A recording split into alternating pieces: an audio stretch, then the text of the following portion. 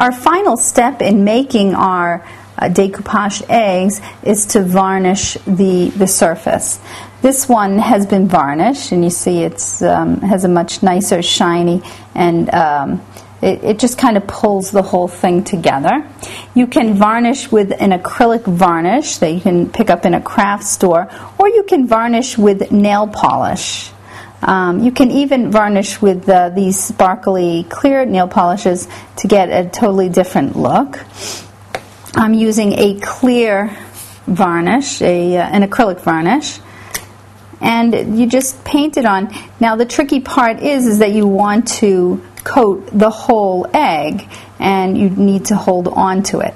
So what I do is I hold onto the egg with on the sides here, and I paint the varnish on everywhere, of course, except for where my fingers are.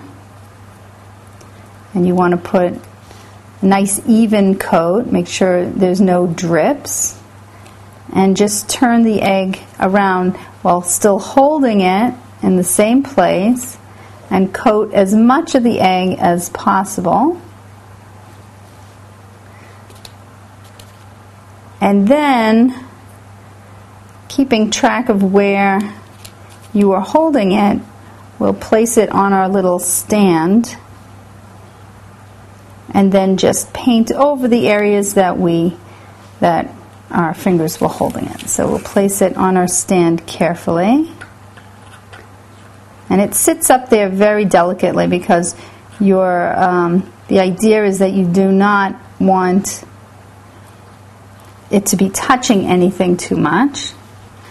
And then just paint over the areas. Now you can't rub hard on the egg. You have to just very, very gently coat over the area that you are holding.